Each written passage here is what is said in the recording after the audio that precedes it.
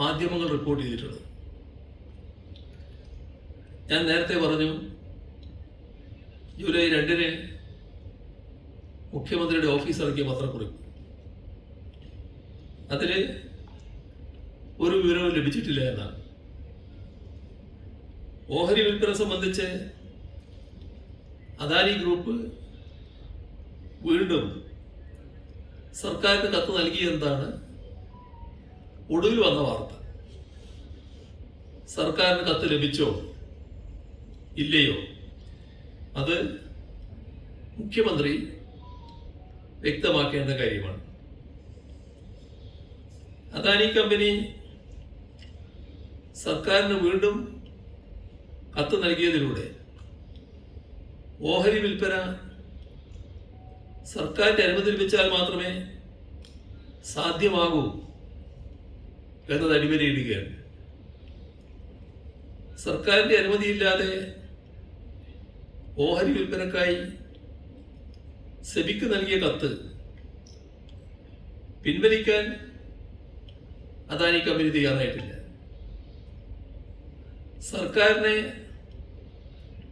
വീണ്ടും സമീപിച്ച വിവരം സെബിയെ അറിയിക്കാനും അദാനി കമ്പനി തയ്യാറായിട്ടില്ല. ഇതിലെല്ലാം കമ്പനിയും സർക്കാരും തമ്മിലുള്ള ഒത്തുകളി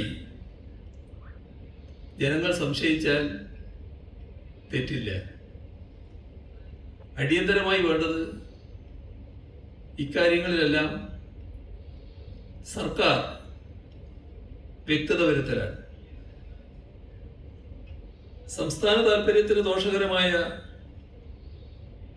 ഒരിടപാടാണ് നടക്കുന്നത്. ഏറ്റവും വലിയ പ്രത്യേകത, സുതാര്യമായി നടക്കേണ്ട കാര്യങ്ങൾ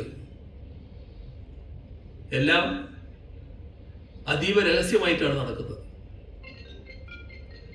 തുറമുഖത്തിന്റെ വാണിജ്യാടിസ്ഥാനത്തുള്ള പ്രവർത്തനം ആരംഭിച്ച് 1 വർഷം പൂർത്തിയായാൽ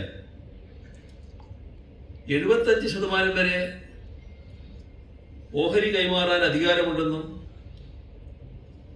ഇതിനെല്ലാമുള്ള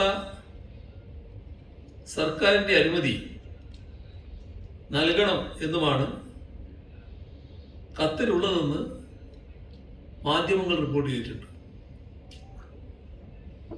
അപ്പൊ അത് കാണിക്കുന്നത് എന്താ? ഓഹരി കൈമാറ്റം 49% മുകളിൽ പോകും എന്ന സൂചനയാണ്. ഓഹരി കൈമാറ്റം ഉടമസ്ഥാവകാശത്തിന്റെ മാറ്റമായി, ഓണർഷിപ്പ് ചേഞ്ച്, ആ രീതിയിൽ മുന്നോട്ട് പോവുകയാണ്. ഏത് സാഹചര്യത്തിലും കൺസെഷൻ അഗ്രിമെന്റിന്റെ 5.3 പരിശോധിച്ചാൽ അങ്ങനെ കഴിയില്ല എന്ന് വ്യക്തമാണ്. എന്നാൽ ഫലപ്രദമായ നടപടി സ്വീകരിക്കേണ്ടത് സംസ്ഥാന സർക്കാരാണ്. ഇവിടെ സംസ്ഥാന സർക്കാർ ഈ വഴിവിട്ടി ആവശ്യങ്ങൾക്കെല്ലാം വഴങ്ങി അദാനിയുടെ താല്പര്യത്തിന് കീഴടങ്ങുമോ? അതാണ് ഇനി അറിയാനുള്ളത്. അന്തർധാര ഉണ്ടായി എന്ന് പൂർണ്ണമായി പറയുന്നില്ല, പക്ഷെ അതിലേക്കാണ് പറഞ്ഞു വെക്കുന്നത്. താങ്കളുടെ ബോധ്യപ്രകാരം അത്തരത്തിൽ ഉണ്ടായിട്ടില്ലേ? ഇവർ തമ്മിൽ അന്തർധാര ഉണ്ടോ? അല്ല, ഈ കാര്യങ്ങളില് നമ്മുടെ സംസ്ഥാനത്ത് നടക്കാൻ പാടില്ലാത്ത കാര്യങ്ങൾ നടക്കുന്നു. നിയമപരമായി നിർവഹിക്കേണ്ട ബാധ്യത നിർവഹിക്കുന്നില്ല. ആ ബാധ്യത നിർവഹിക്കാതെ തന്നെ അവരവരുടെ വഴിക്ക് മുന്നോട്ട് പോവുകയാണ്. അവിടെയാണ് പ്രസക്തമായൊരു ചോദ്യം വരുന്നത്. എങ്ങനെയാണ് ആ ധൈര്യം കിട്ടുന്നത്? ഒരു സംസ്ഥാന സർക്കാരിൻ്റെ മുൻകൂർ അനുമതി ആവശ്യമാണ് എന്ന് വ്യക്തമായി രേഖപ്പെടുത്തി വെച്ച കരാറുണ്ടായിരിക്കെ അതൊന്നും സാരമില്ല, ഞങ്ങൾ വിചാരിച്ചെടുത്ത് കാര്യം എത്തിക്കാൻ പറ്റും എന്ന ഒരു പ്രതീക്ഷ എങ്ങനെ ഈ കമ്പനിക്ക് ഉണ്ടാകുന്നു? അവിടെയാണ് മുഖ്യമന്ത്രിയുടെ പ്രത്യേക ഉത്തരവാദിത്വം വരുന്നത്. അപ്പൊ അതുകൊണ്ട് തന്നെ മുഖ്യമന്ത്രി അതിൽ വിശദീകരണം നൽകണം. ഇവിടെ ഒരു പ്രത്യേക സാഹചര്യമുണ്ട്. ഞാൻ പറഞ്ഞല്ലോ, പോർട്ട് നിയമം, ധനം, മന്ത്രിസഭയിൽ പോകേണ്ട കാര്യങ്ങൾ വരുമ്പോൾ അത് കൈകാര്യം ചെയ്യേണ്ടത് മുഖ്യമന്ത്രി തന്നെ. എല്ലാം മുഖ്യമന്ത്രിയുടെ കയ്യിലാണുള്ളത്. അപ്പൊ എങ്ങനെ അത്തരം ഒരു സാഹചര്യം, പ്രത്യേക സാഹചര്യം കേരളത്തിൽ നിലനിൽക്കുമ്പോൾ ഈ പ്രത്യേക ധൈര്യം അദാനിക്കുണ്ടായി? അതാണ് സംശയം. രണ്ട് ചോദ്യങ്ങൾ കൂടി. ഒന്ന്, ഇതൊക്കെ ഈ 3 വകുപ്പുകളും ഒരാളിലേക്ക് വന്നത് നേരത്തെ ഇതുമായി ബന്ധമുണ്ടോ? രണ്ടാമത്, തെരഞ്ഞെടുപ്പിന് തൊട്ട് മുൻപ് അദാനി ഗ്രൂപ്പിന് ഉന്നതരുമായി മുഖ്യമന്ത്രി അന്നത്തെ വി.ഡി. സതീശൻ ഒരു കൂടിക്കാഴ്ച മംഗലാപുരത്ത് വെച്ച് നടത്തിയെന്ന രീതിയിൽ വ്യാപകമായ ചർച്ചയാണ്. അത് ഈ കരാറുമായി ഏതെങ്കിലും ബന്ധമുണ്ടെന്ന് പറഞ്ഞു? അല്ല, ഇതെല്ലാം ആളുകൾ സംശയിച്ചാൽ തെറ്റില്ലല്ലോ. അതല്ലേ നമ്മൾ കാണേണ്ടത്. വളരെ വ്യക്തമായ നിയമവിരുദ്ധ കാര്യങ്ങളാണല്ലോ നീങ്ങിയിട്ടുള്ളത്. അത് ഏതെങ്കിലും ഒരു കമ്പനി, ഇതുപോലൊരു പ്രധാനപ്പെട്ട കമ്പനി ഇത്രയും നിയമവിരുദ്ധമായ കാര്യങ്ങൾ ചെയ്യാൻ ധൈര്യപ്പെടുമോ? ആ ധൈര്യം എവിടുന്ന് കിട്ടി? ആ ധൈര്യം എങ്ങനെ കിട്ടി എന്നുള്ളത് മുഖ്യമന്ത്രി തന്നെ വ്യക്തത വരുത്തണം. ബാക്കി കാര്യങ്ങൾ പുറത്തു വരുമല്ലോ മെല്ലെ മെല്ലെ. ആദ്യം സെബിയെ സമീപിച്ചത് സ്വാഭാവിക നടപടിയാണ്, മറ്റുള്ളതാണ് നടന്നിട്ടുണ്ടോ? അതിനുശേഷമാണ് ശരിയല്ല. അതുകൊണ്ടാണല്ലോ സെബിയുടെ മുന്നിൽ ഇപ്പോ പരാതി ഞാൻ ഉന്നയിച്ചത്. അത് ശരിയല്ലാത്ത വാദഗതിയാണ്. അതൊക്കെ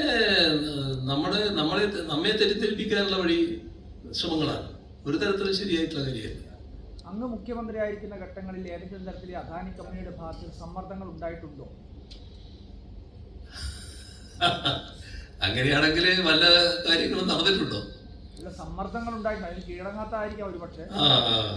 അല്ല, കമ്പനിയുടെ താല്പര്യത്തിന് വേണ്ടിയുള്ള കാര്യങ്ങൾ നീക്കുമല്ലോ. ആ നീക്കങ്ങൾ നടന്നാൽ നമ്മുടെ താല്പര്യത്തെ നമ്മൾ നോക്കേണ്ടത്. ഈ MSC പോലുള്ള ഒരു ബഹുരാഷ്ട്ര കമ്പനി പെട്ടെന്ന് ഈ സർക്കാർ അധികാരത്തിൽ വന്ന് 1 മാസം ആകുമ്പോഴേക്കും ഇങ്ങനെ ഒരു കാര്യങ്ങൾക്ക് സമ്മർദ്ദം ചെലുത്തുന്നു എന്ന് പറയുമ്പോൾ നമുക്കത് വിശ്വസിക്കാൻ കഴിയുമോ? അവരങ്ങനെയല്ല. MSC അല്ല ഞാൻ ഇതിൽ കാണുന്നത്. MSC ഇതിന്റെ ഭാഗമായിട്ട് വരുന്നൊരു കമ്പനിയാണല്ലോ. അവരൊരു ലോകത്തെ വലിയ കപ്പൽ കമ്പനികളിൽ ഒന്നാണ്.